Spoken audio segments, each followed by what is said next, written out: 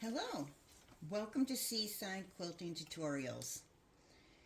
Today we're going to be doing another type of binding, and we made this Rocky Mountain table runner in a separate tutorial. And we have these unusual corners that we need to bind around. So today that's what we're going to do. We're going to bind this table runner, and even though it's on this table runner, you can use this for anything that you make that has unusual corners. So if you make a table skirt or something else that has these unusual corners on them, multiple corners that you need to go around, you would be able to use the same tutorial in order to bind that. It just so happens that we made this the other day, so I'm going to use this as our project for our binding today. So to start out, and typically when I'm binding a quilt, I will use 2.5-inch strips. But sometimes on a project I don't want since I'm machine binding, hand binding's a little bit different of a process. You would sew your binding to the top and then roll it to the bottom and hand bind. I like to do machine binding, so that's what I'm going to be showing today. Another time I will show you how you would go about applying something in this, for the same type of a project that would be for hand binding. Okay, so our first step that we need to do is we need to put our binding pieces together. So we're using 2.25 strips for this. That way when the binding rolls over to the top, you won't have as much binding that rolls over. So I've cut my 3 strips of binding.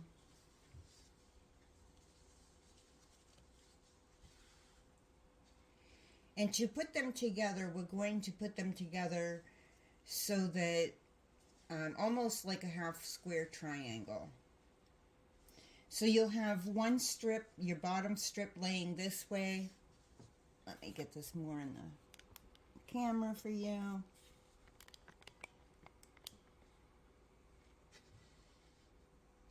There we go. So my bottom strip will be laying like this. And it doesn't matter that I have my selvage on there, because I'm going to lay my next piece next to the selvage.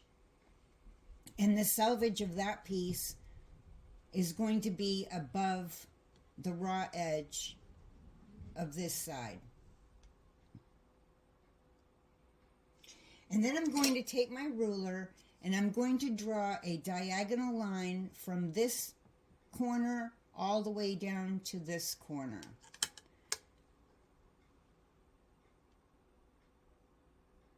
And I draw a line just so that I'm keeping my stitching straight when I'm stitching it.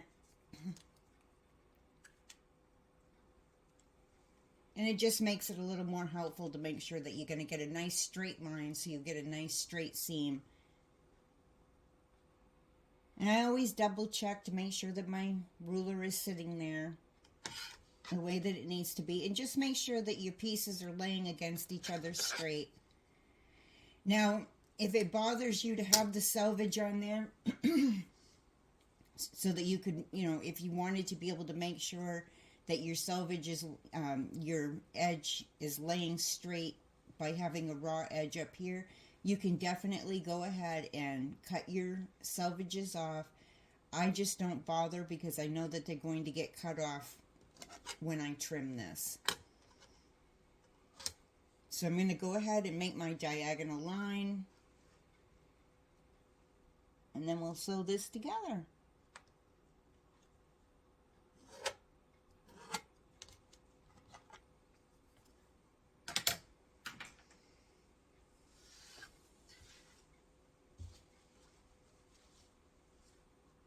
Now I don't bother to pin it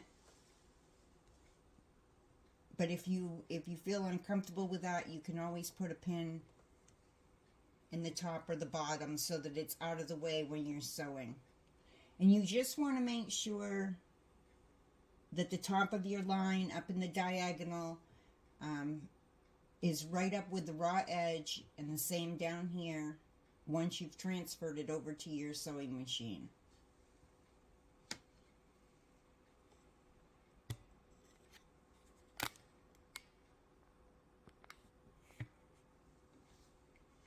So we're going to go ahead and we're going to sew that together.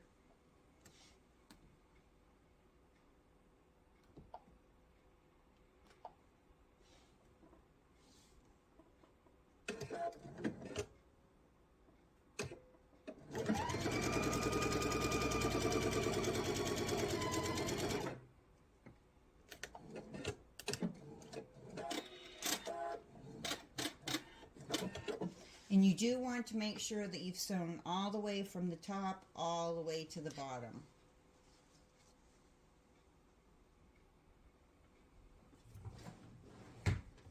Just get to locate my scissors. There we go.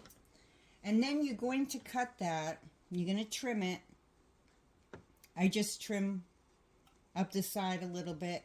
And you're going to trim 1/4 of an inch across.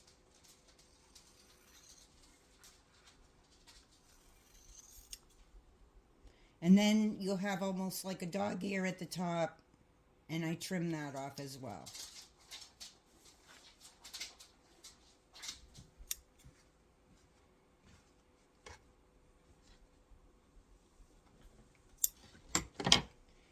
So then I take my piece and I'm going to lay it down so that I know this is where I've done my sewing.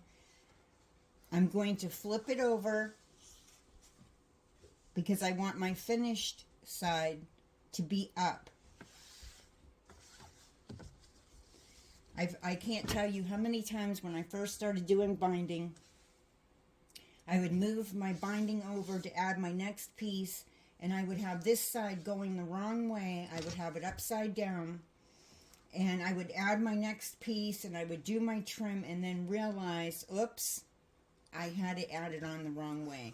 So make sure that you flip your piece up, that you check that your stitching is on the right side, that you don't have it flipped to the wrong side, and just move your piece over.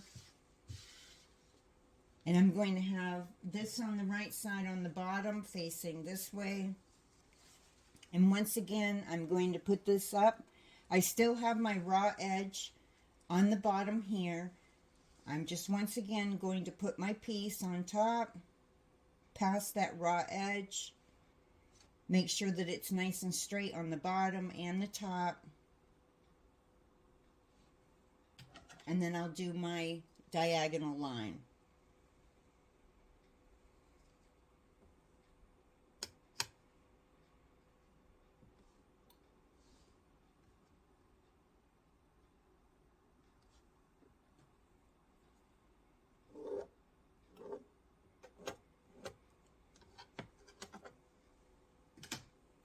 And sometimes when you go to move your ruler away, your piece slips out of position. Like I said, you could put a pin up in here or a pin down in here so that it will be out of the way when you sew. Or, you know, also for when you mark so that your piece doesn't move on you. I've just been doing it for a long time. I don't bother.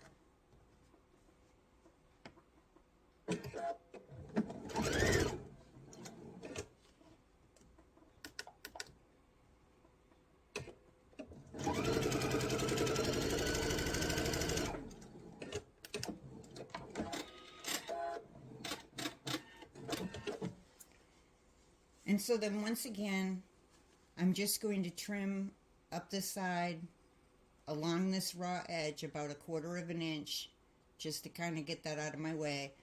And then I'm going to trim 1/4 of an inch across.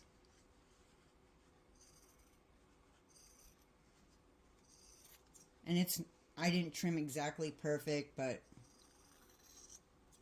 You could make a line if you want it to be exact. You could make a 1/4 of an inch line from your stitching so that it's perfectly exact. I'm not worried about it. It's going to get folded in half. And I'm going to trim that dog ear off.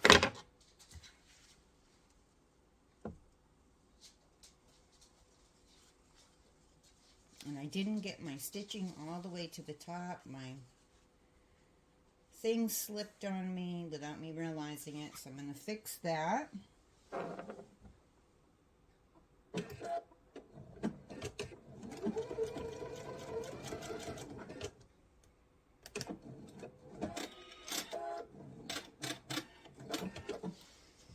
Okay, so now you're going to take your pieces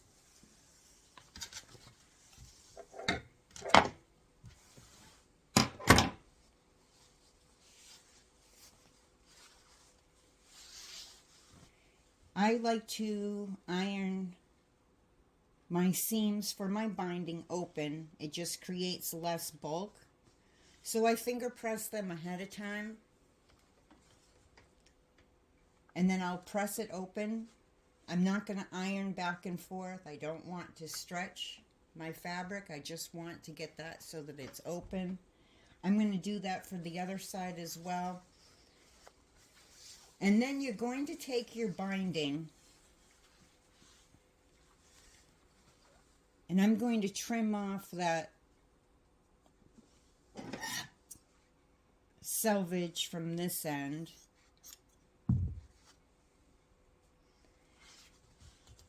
Then you're just going to fold this in half, wrong side to wrong side,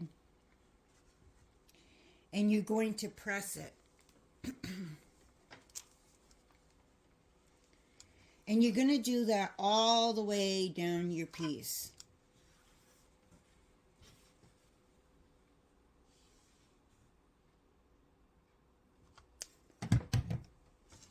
So it will be folded in half like this. So go ahead and do that for your piece, and then we'll get to the binding.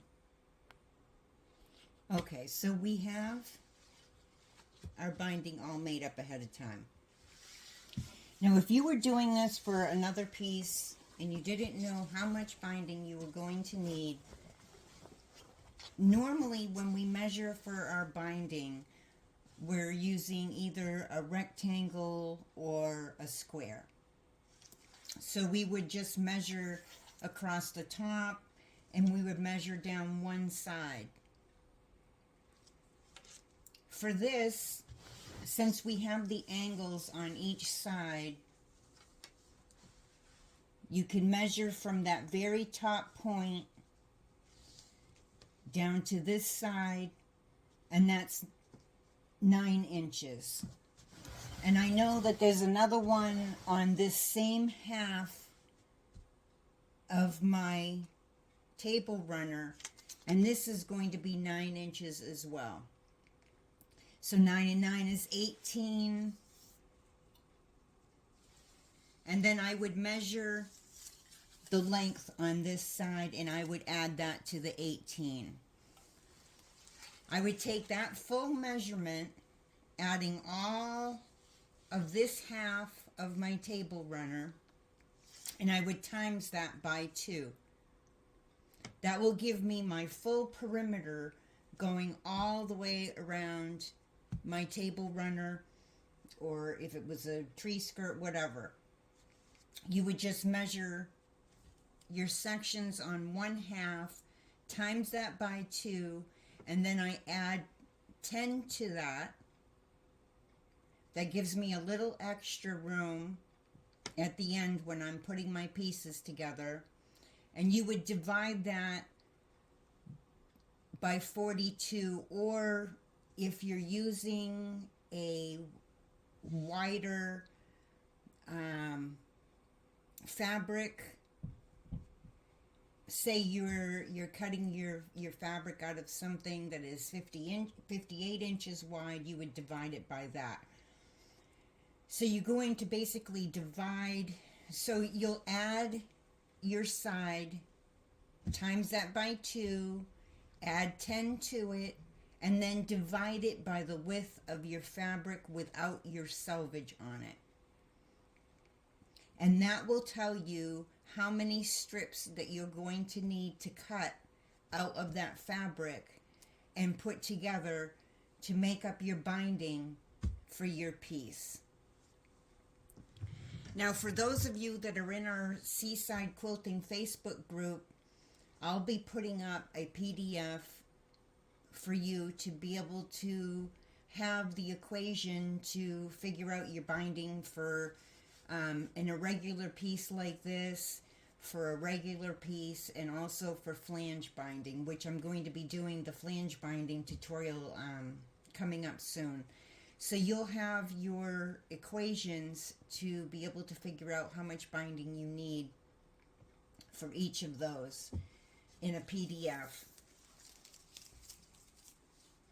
But for those that are watching me on YouTube and aren't in our group, I just wanted to let you know how I figured out how much binding I was going to need for my project. Since I'm machine binding, and I like to pull my piece to the top. Now you could easily do the same machine binding a little differently. But today, this is the method that I'm going to show. I'm going to be showing more methods as we go along for different projects. I've already done one on how to face a quilt. That would not work for this table runner. It would work for it if it was a rectangle or a square, but it's not going to work for the irregulars. So keep an eye out on our YouTube channel, and as I do more binding tutorials, I'm going to be flipping them back and forth between machine binding and hand binding for you. So since I'm machine binding, I'm going to be sewing my binding to the back side of my piece. And I'm going to be sewing it on at 1/4 inch.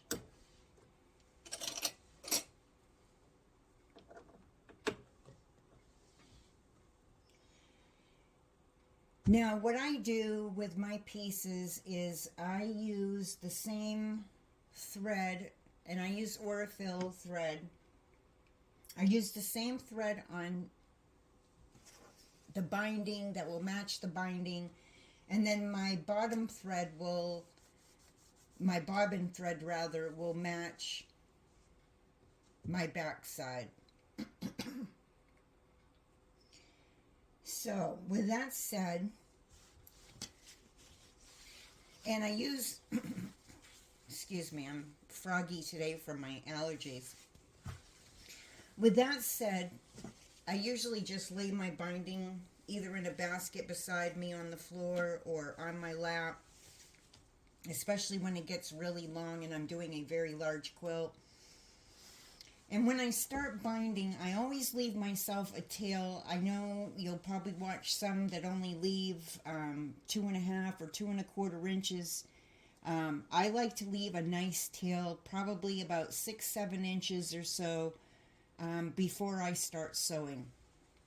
This gives me plenty of room to match up my ends when I get to the end.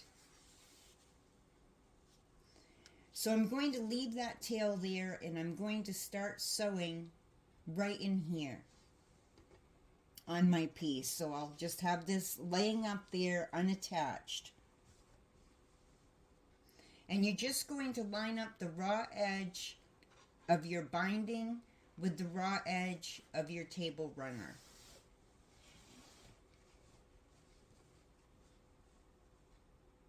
And that's just approximate measurements that are good for me.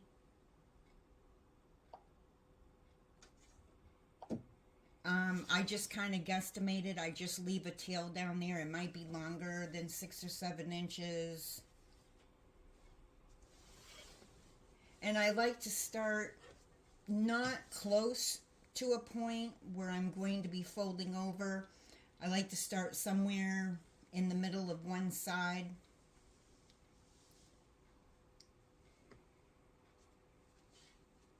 If I'm doing a quilt, quite often I'll start on the bottom of a quilt.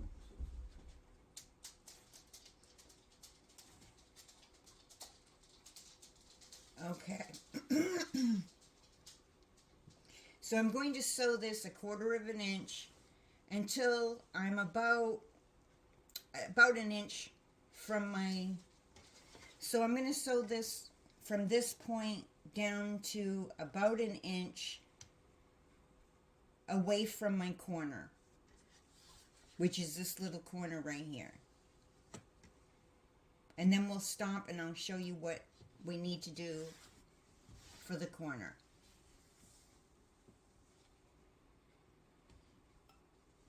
So just line up your piece. Now if it bothers you to line it up as you go like I'm doing, you can definitely go ahead and put some clips or some pins to go along to keep your piece in place. I just place it as I go.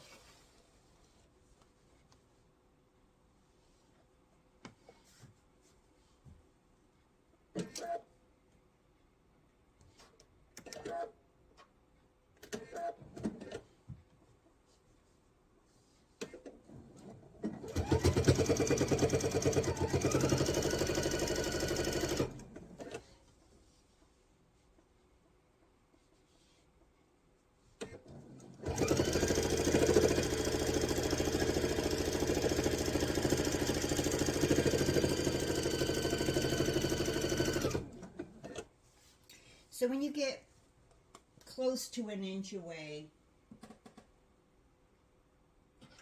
I'm going to take my ruler. Let me turn this around so you'll be able to see it a little bit better. And I'm going to bring you in just a little closer so you'll be able to see what I'm doing a little better.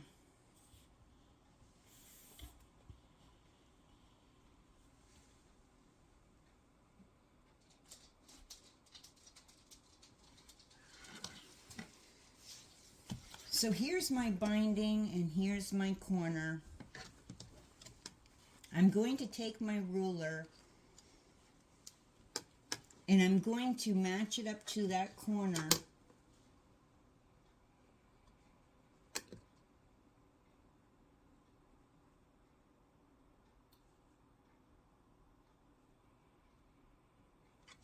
And I'm going to draw myself a line there.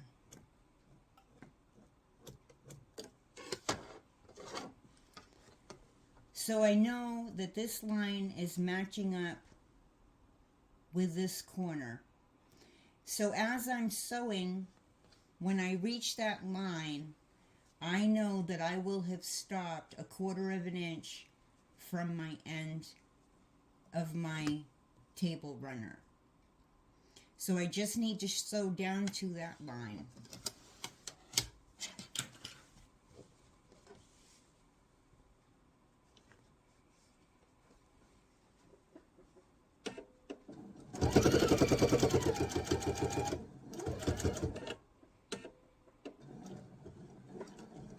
And I want to stop right on my line. And then I'm going to turn my piece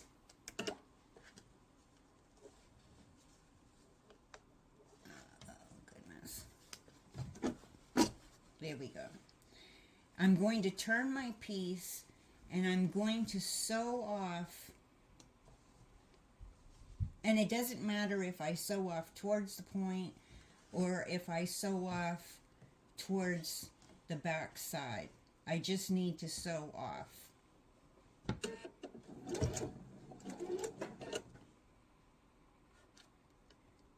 And then I'm going to lift my foot and my needle, and I'm going to pull it towards me, and I'm not going to bother to cut my thread. Typically I cut my thread, but I know that this will make it a little bit easier for people when they need to put their piece back through, and I'll show you why in a minute. So just leave those. You can pull yourself a little extra length.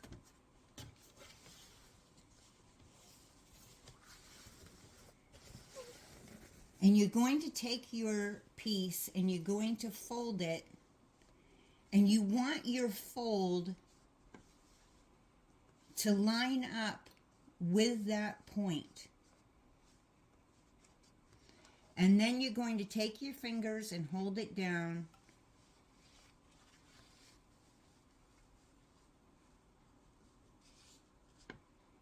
Oh, wait a minute. Wait a minute.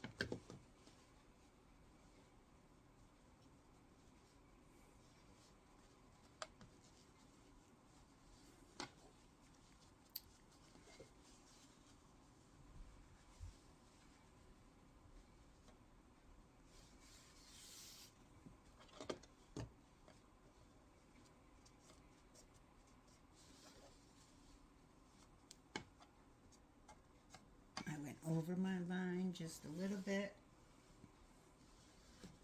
I'm going to fix that because I can tell as I'm folding it.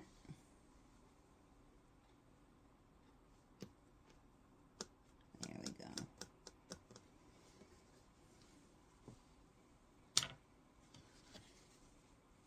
So I want the point, I want my fold to line up with my point.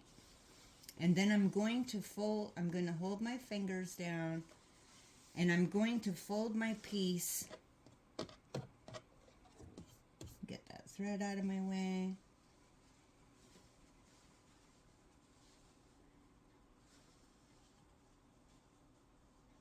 And you're going to fold your piece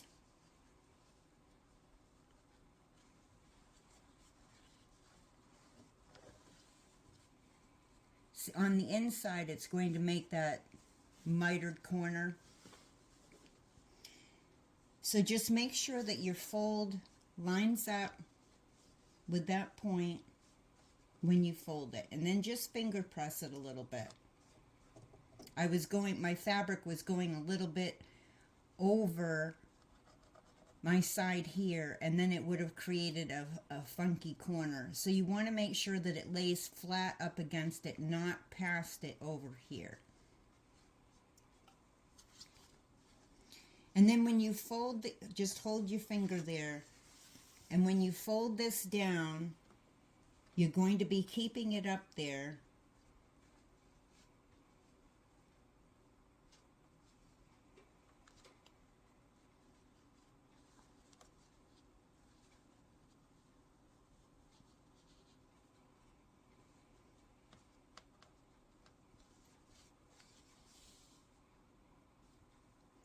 And you can put a little pin right there if you would like to keep your piece in place.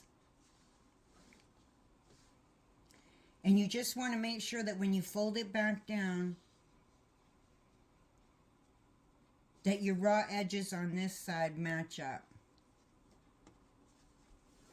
And this looks a little bit different than when you're doing your regular corners. Although I'm not quite, let me get this folded up just a little bit better. So I'm going to get this up a little bit straighter.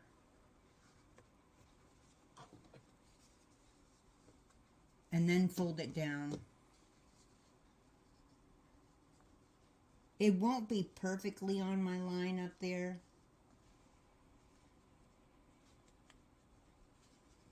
There we go. So it's not going to match up perfectly with the fold on this side, but it will match up with my raw edges on this side.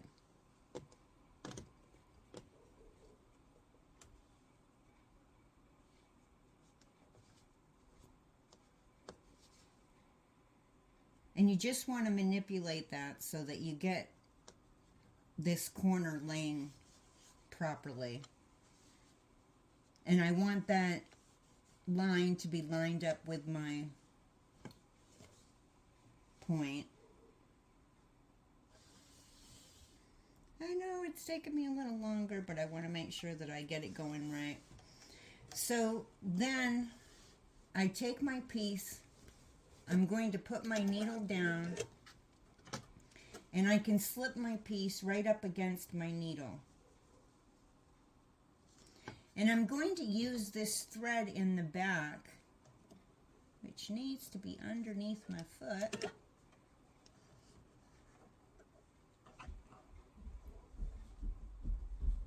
It's not wanting to cooperate with me today. Whoops.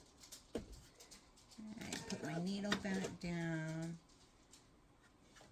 And I'm going to use this thread in the back to help me have a little bit of tension with my piece. And I'm not going to pull hard with it as I'm sewing, but I'm just going to give it a little, just hold it with some tension so that your piece goes over your, your needle goes over your piece without bunching up.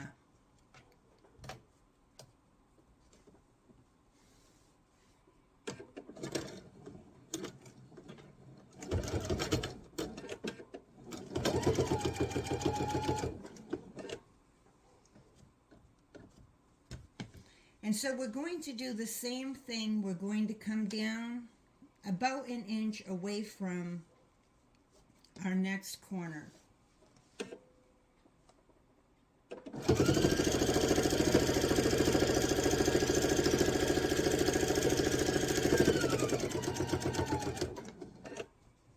I got a little closer than an inch, but that's okay. I just want to mark so that I have my mark so that I'm going to be 1/4 of an inch away from the end.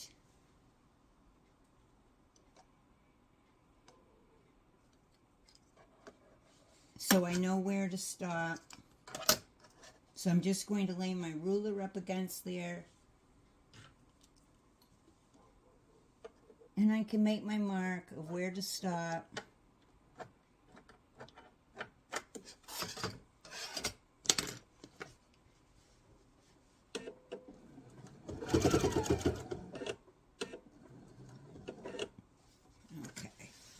And once again, I'm going to turn my piece, and I can see my point right underneath where my line matches up, and I'm going to sew off. And I'll lift my foot and my needle and just pull a little bit forward and leave that extra thread there.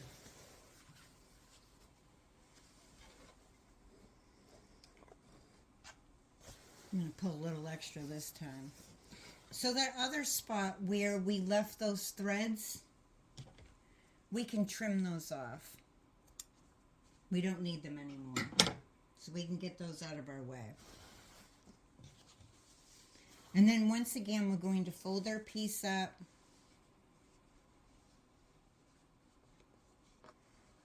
Just give it a finger press.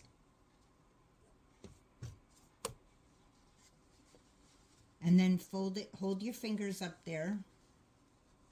That helps.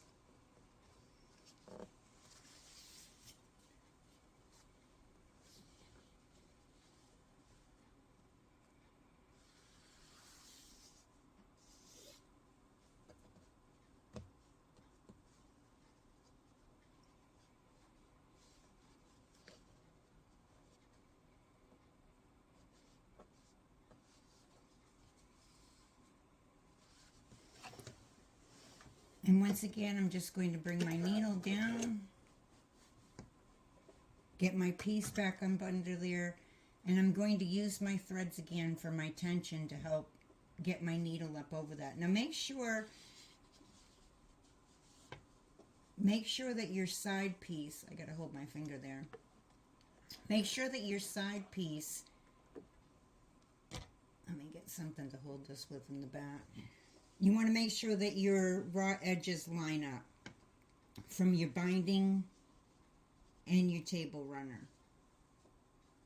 And like I said, you could put a pin in here if you would like to hold that in place once you have it folded.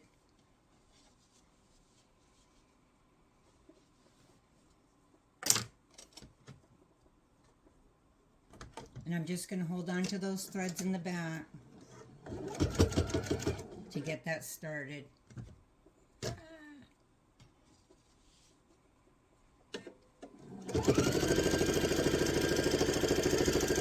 And then we'll sew down to almost about an inch away from our end and do our marking.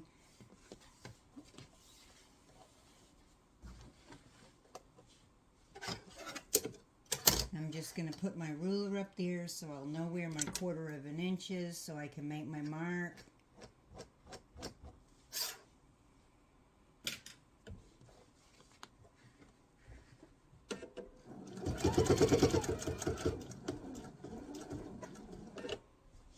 And I got to back up 1 stitch. There we go. And then I'll turn it toward me again,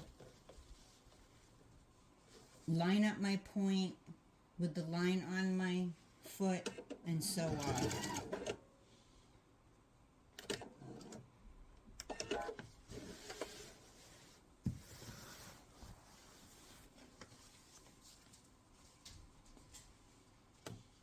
And once again, I'm going to fold that up.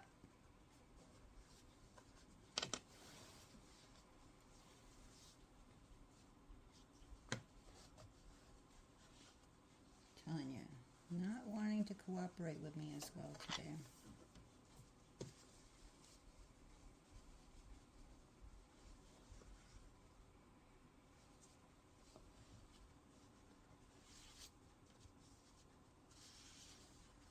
There we go.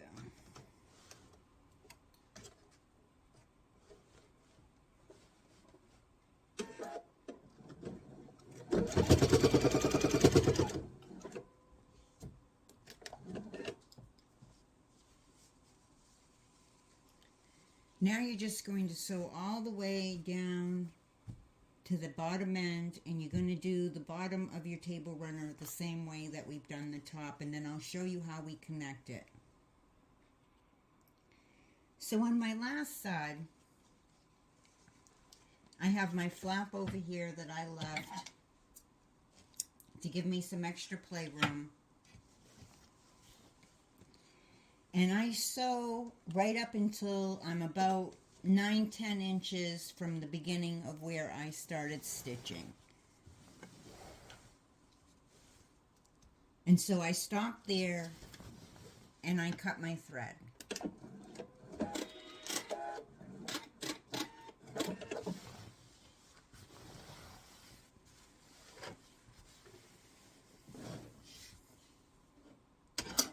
So now this is where we're going to connect our piece. And I cut this piece about in half.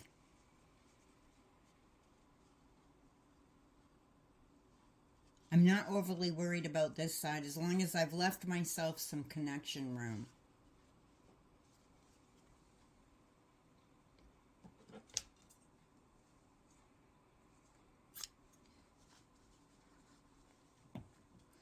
So I still have probably about, approximately about 4 inches or so. Now there's 2 ways that you can connect. One, you can fold your edges over about 1/4 of an inch. Sometimes people like to put just a little dab of the temporary glue on here, fold it down 1/4 of an inch and press it and fold it back over.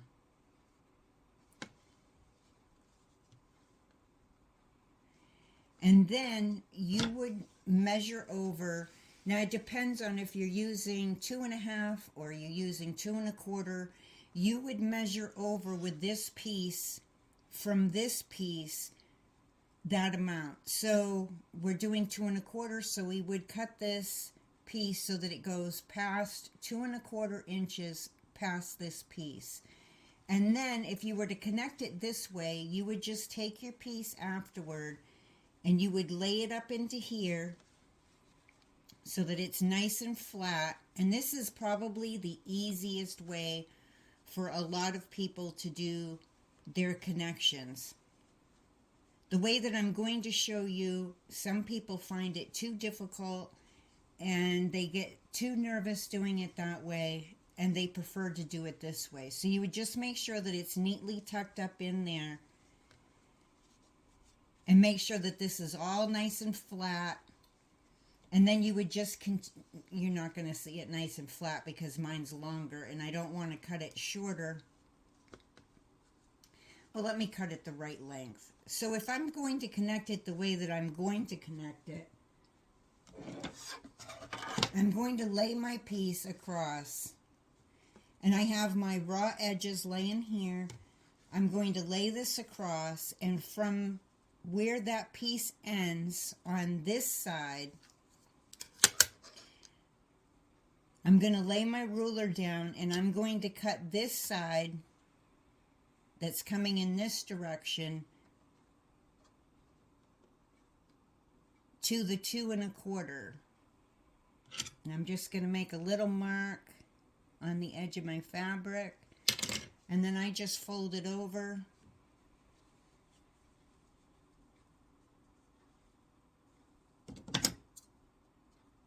And with that equation that I gave you, it's always going to give you a little extra, but it always gives you enough extra room so that you can meet up your sides properly. So if you're to do it that other way, you would fold it over like this, lay it nice and flat, tuck your piece up in here,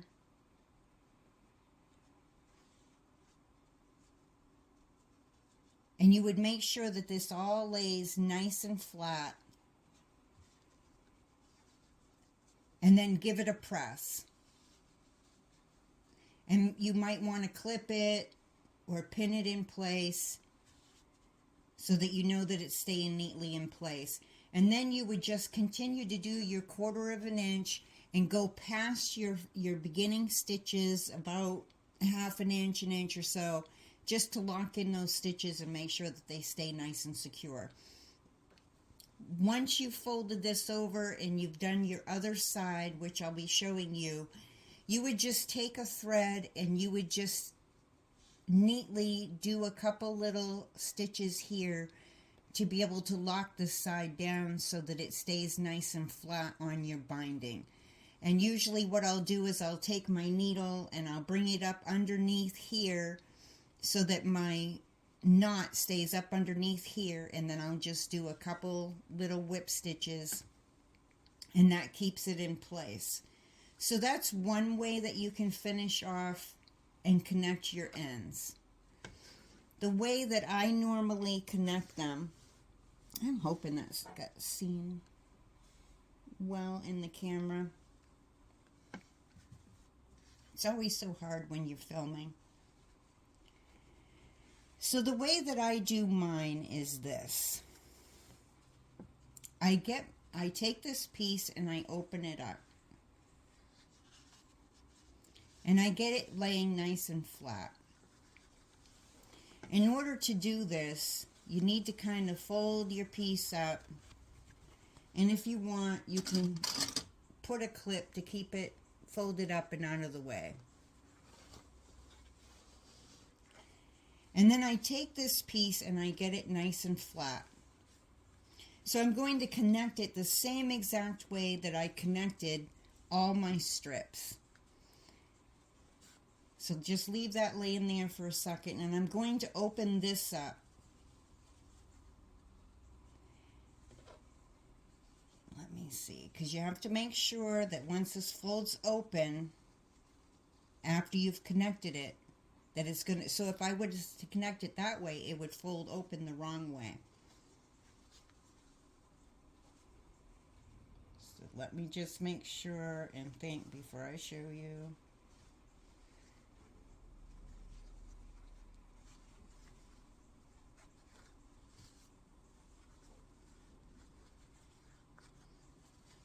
Usually I just do this and I don't have to think about it anymore. And fold open that way. Oh my goodness. Wait a minute. I've got to turn my piece so it goes this way is my problem. I gotta turn it for the right-sided way. Okay, so I have my piece next to me like this, and I have my opening over there, which makes it easier for me. So the piece on this side is laying flat, and it's right side up. And then I'm going to open this piece up, and it's going to kind of twist around. So you have it laying flat like this. When you open it up, it's going to kind of twist around and lay on top of here. So after I do my diagonal and I open this up, it's going to fold back in place. So this piece, just to take a look at it again, is coming at me in this direction here. Okay? So I'm just going to take the top side of it and I'm going to lay it down flat. Just like that. This piece on the opposite side that would be going in that direction, I'm going to take the piece and I'm going to open it towards me so it's on the wrong side. And I'm going to lay it on top. And this is the part that seems to get difficult for people, is getting this to lay down the way that you need it to lay down. So sometimes it helps people to put either a pin or a clip up in this corner to keep their pieces together.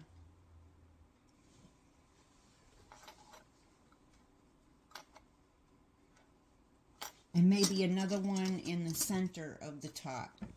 You just kind of need them out of the way so that while you're marking, they won't be in your way. And you need these to lay flat on top of each other. And that's why I left a lot more of a gap in between.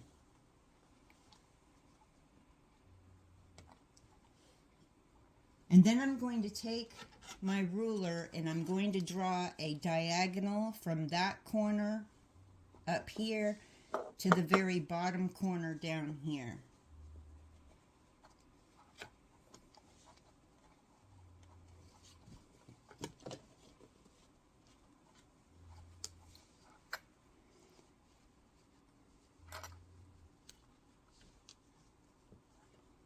And you just have to kind of fidget with it a little bit to get it laying flat so that you can do that.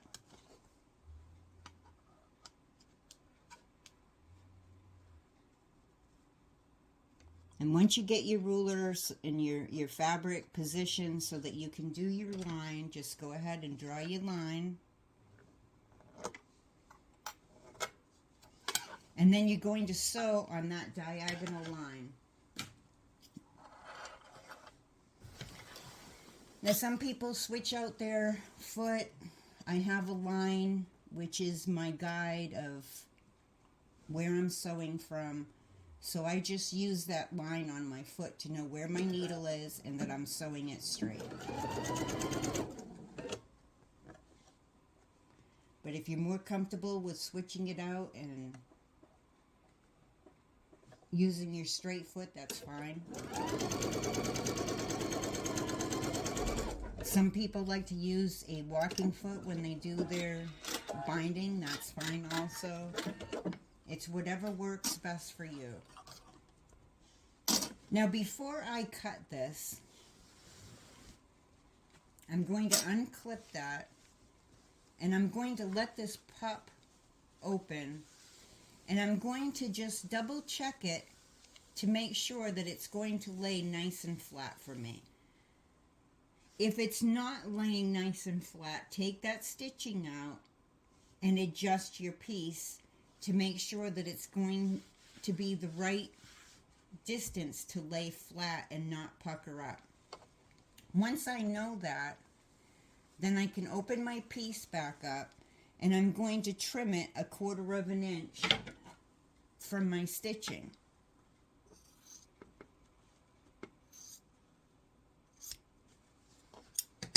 And like I said, this seems to be the one type of connecting that seems to mess with people all the time. Once you've practiced and you've gotten used to it, you'll do it in your sleep, just like riding a bike. Once you get used to it, you just do it. And I finger press. Now, if you like to press with your iron, that's fine. You can do that. I just like to finger press and go over it with my nail a couple times. And I do it so that it's open. And then I lay it back down and I just finger press my edge. Flatten it with my fingers a little bit. And then lay it down, and I can see that my piece is laying down very nicely. Some people like to put a couple clips in to make sure that it's not going to pucker as they come across. You can definitely do that if you like. And then you're just going to continue your 1/4 of an inch. And I start just a little bit past where I ended over here. And I'm going to sew past where I began over here. And that just helps secure your stitches.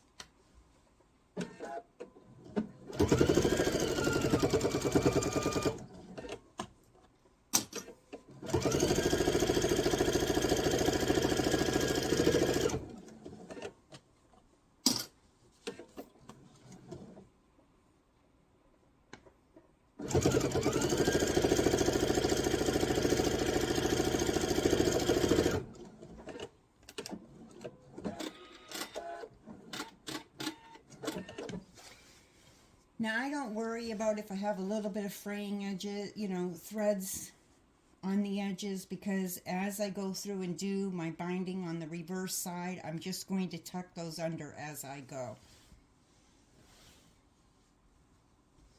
But I will trim these threads from where I was sewing, just to get those out of my way. And you can go ahead and on the corners where you left the excess thread for your tension to pull your pieces through, go ahead and trim those. Just where we left those long ones, you can trim those off. We don't want to tuck those underneath. They're just too long.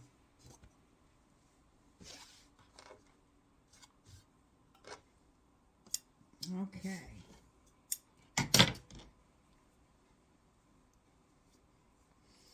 So now, I just take my piece and I roll it open.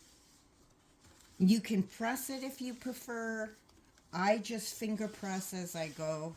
And I go down through the side, and not hard, don't want to overstretch my binding or anything. But I'm going to go down through and I just finger press my binding open. Now, of course, your corners will stay a little funky. Don't worry about that. But I just finger press all around the edges. It just makes it easier when you go to roll it over to the other side. Pressing will definitely make it a little flat, a little more flat. I just personally like to get things done. And so when I get to this point, I know I am so close to being done with my project. I just go through and I do my finger pressing. Now, of course, if I'm doing this for a customer, I'm going to press it because it's for them.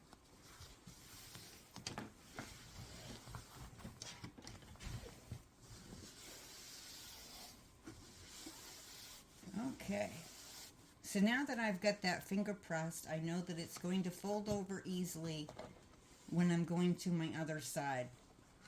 Now, if you want, you can roll this over from this side, finger press, and you could clip it all the way around. And that's perfectly fine if you want to do it that way. And you would just go around and you would clip, or you can just stick a pin in. Don't worry about your corners. And you'll see as you go around and you clip it. I do have a thread here. If you went around and you clipped all of it, your corner just goes right into place for you. And you can go ahead and clip it all the way around. I don't bother with that. Whoops, sorry about that. My piece got hung up on the camera. So now, because I'm machine quilting, and this is how I do mine, I'm just going to be rolling this to the top. So I do one more finger press around from the top. Lift up my corners. Now, if you're feeling, you know, some people like to trim their points. If you trim your point, make sure that you only trim your point. Don't trim your stitching. Some like to trim just a little bit off their points so they don't have as much bulk up in their points. It's totally up to you. Everybody's different. But just make sure that you don't trim your stitching. Because if you trim your stitching and you trim your corners down too low, then you will muck up your piece.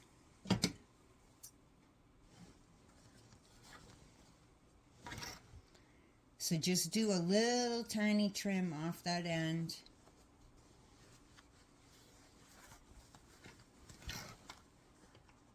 And it just takes a little bit of that extra bulk off.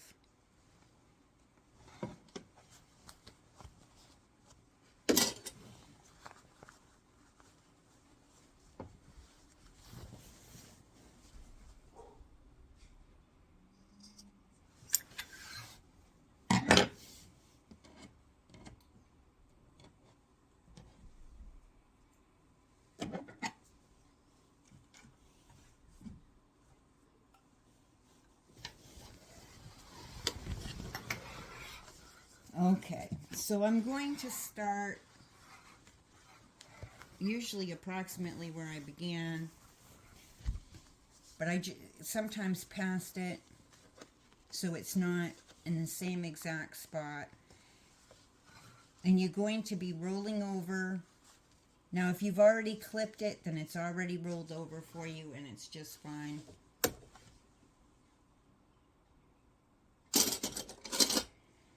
I use what they call a left edge top stitch foot. You can definitely use your 1/4 inch foot. If you use your 1/4 inch foot, just to show you, if you use your 1/4 inch foot, you're going to have your piece going, sorry. I gotta think about it. I never use my 1/4 inch foot, but I know that you can. You just have, okay, that's what it is. You have to have your piece going to the inside, and this is why I don't use my 1/4 inch foot for binding. And it's because when I'm doing quilts, I'll have a lot of quilt on the inside, so you would have to have your piece so that your 1/4 inch guide stays right up against your binding as you're going through. And you would move your needle over a couple notches so that you're doing a scant 1/4 inch if you're using your 1/4 inch foot. And then you can just use your guide and keep your piece straight up against your guide, and you'll get your binding done that way.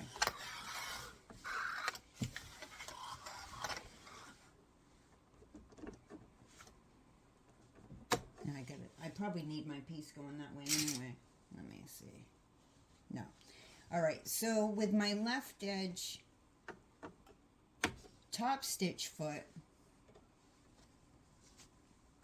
I have the same thread that will match or go well with my binding on the top, and I have a thread that matches my bottom.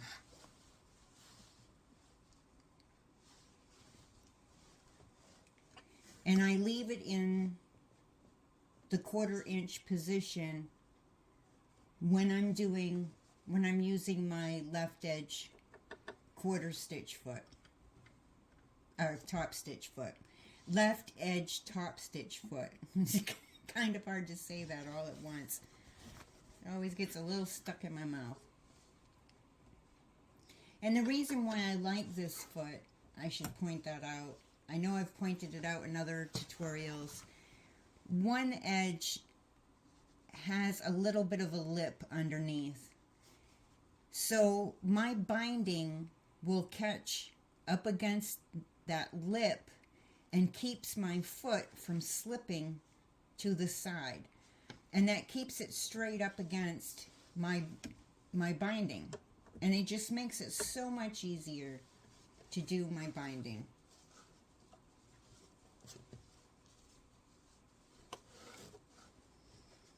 So I'm just going to start on the side here.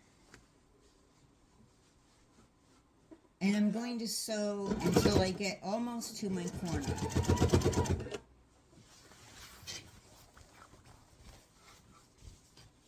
Or my point.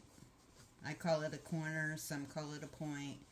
And as I'm going, I take these extra threads and I just tuck them into my binding. No one's ever going to see them. No one's ever going to know they're there. Just you and another quilter is going to know that it happened.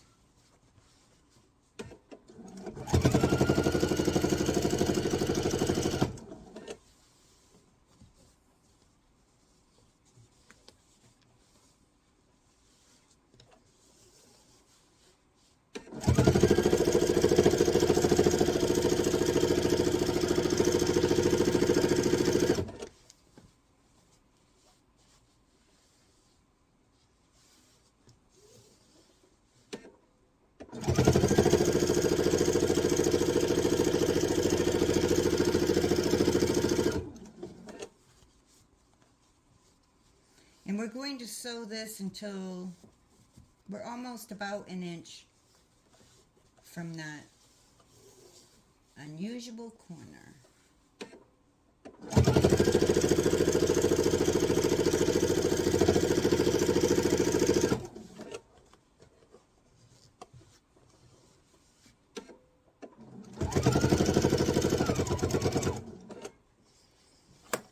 Okay. So just like when I do my regular binding, I'm going to lay this so that it's nice and flat, and it's going to pucker towards this side. This side is going to kind of be puckered up.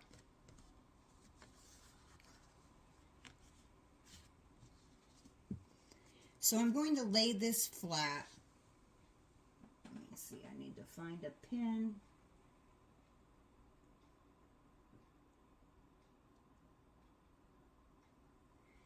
And I take a pin and I just finger press this corner down. There's still a little tiny bit of bulk in there. Not as much bulk as there would be if we hadn't clipped it. Let me get the camera around here a little bit.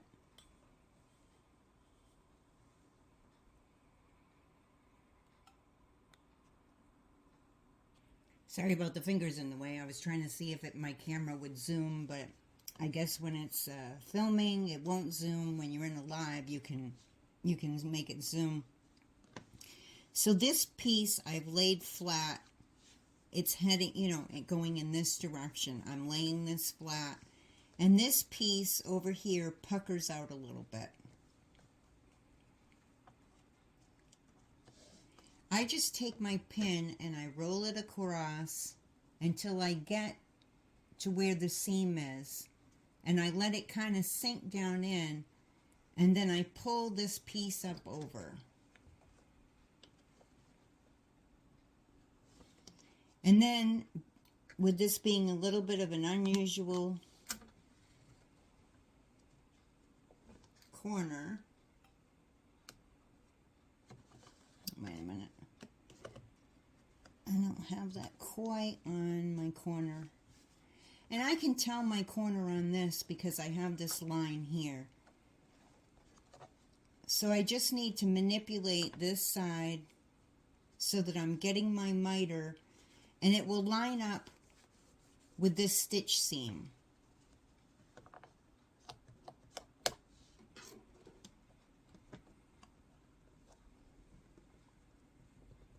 And it does take a little bit of manipulation to get that mitered corner the way that you want it.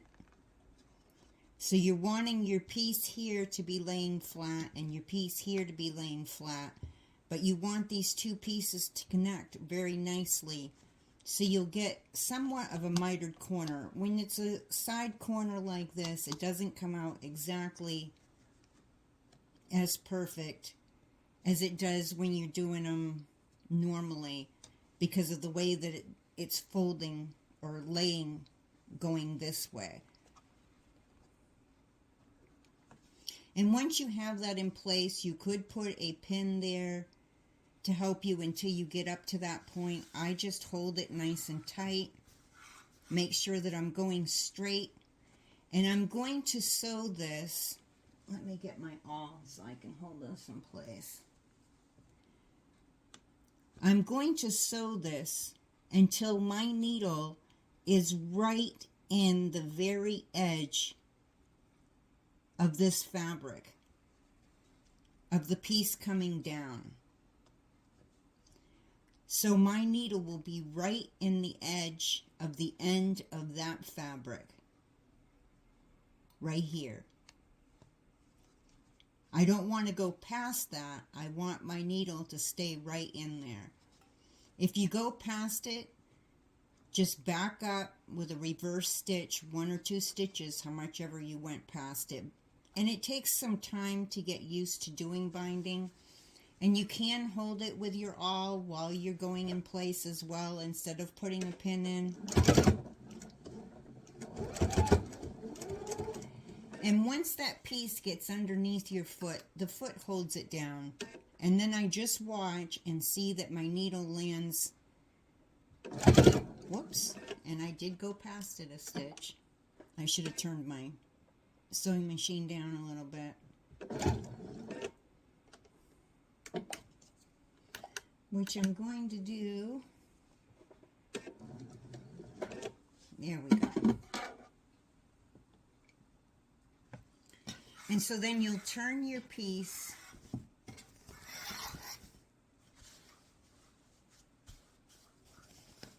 so that even though we're sewing kind of in, our piece is in an angle,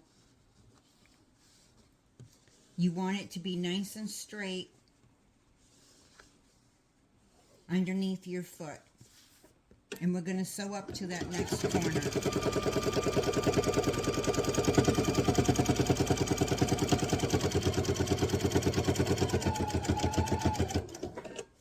And I get almost there, about an inch away, and then I'm going to roll up this side,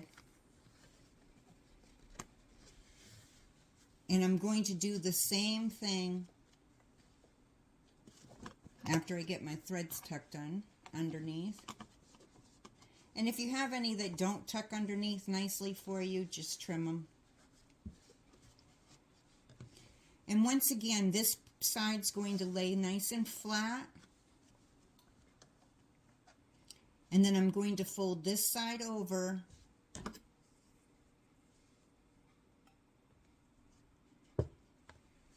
And as you can see, I'm getting that mitered corner that I want. And this corner gets a little more mitered and will look a little better because it's an actual point. The side points aren't quite as sharp of points, so, like on a square or a triangle, so they don't look quite exact like this. But you can see that I have my two pieces coming very nice, like in the corner of a picture. And then I'm just going to sew ahead until I get my needle right in the edge of that fabric. And then I'll turn it the amount that I need to turn it. Tuck any threads under that you need to tuck under, roll it up. And we're going to sew to almost an inch to that next corner.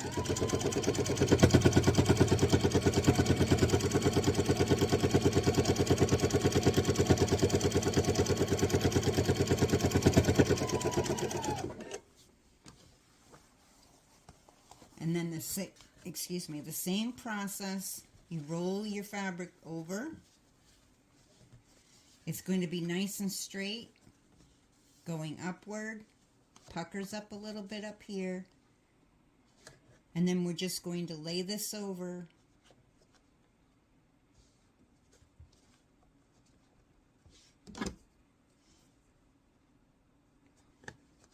To achieve that mitered corner.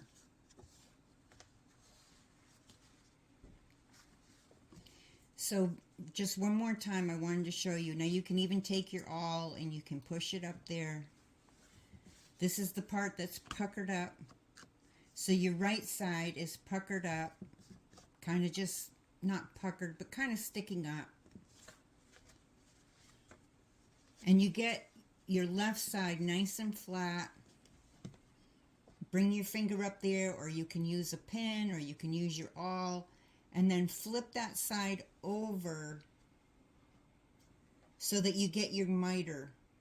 And you might have to manipulate your fabric just a little bit until it lays into a nice miter, and then hold it with your awl or a pin. And I'm going to sew right to the edge of that fabric again. Now you're just going to sew all the way down your side, and then you're going to do your other end exactly the same way.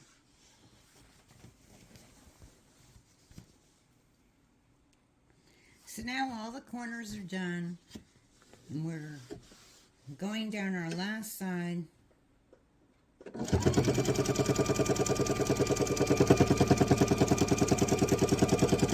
Which is always an exciting part, because this means our project is almost done.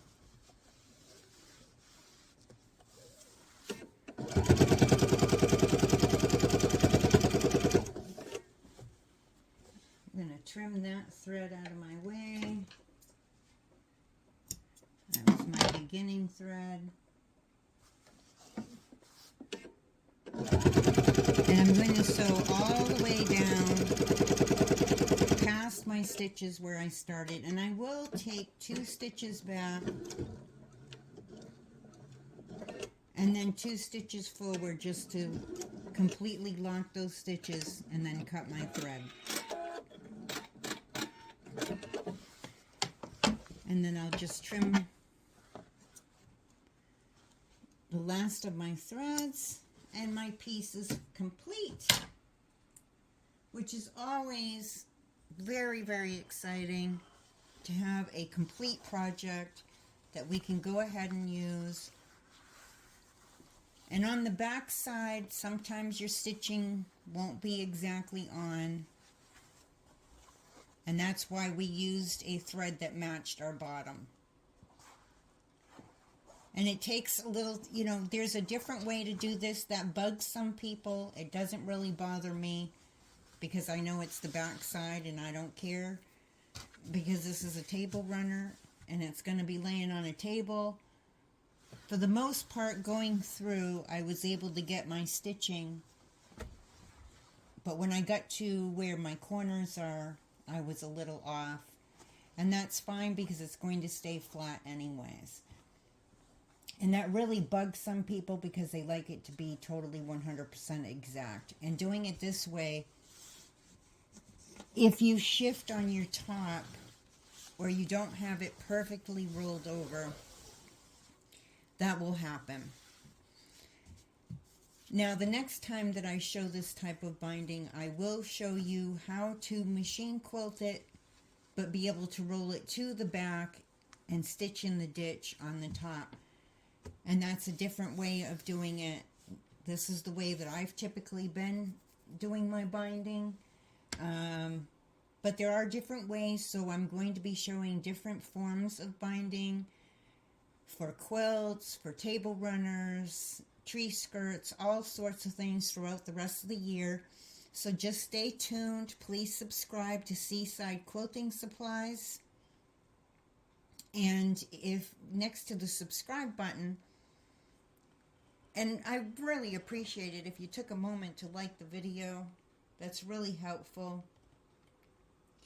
But next to the subscribe button, there's a little bell, and if you click on that bell, you can switch your notifications to all, and then that way, as more blocks that we do tutorials on, more bindings and other projects that we do, as they come up, you'll get notified and you'll be able to decide if that's one that interests you or not. So this was our table runner. She's all done. I really love the McKenna Ryan jewel basin fabric. It really flows well together. It's got a real nice spring, summery look to it. I'm really loving it, and I'm enjoying working with it. So thank you. This has been from Seaside Quilting Supplies. My name is Terry, and I'm wishing you happy sewing.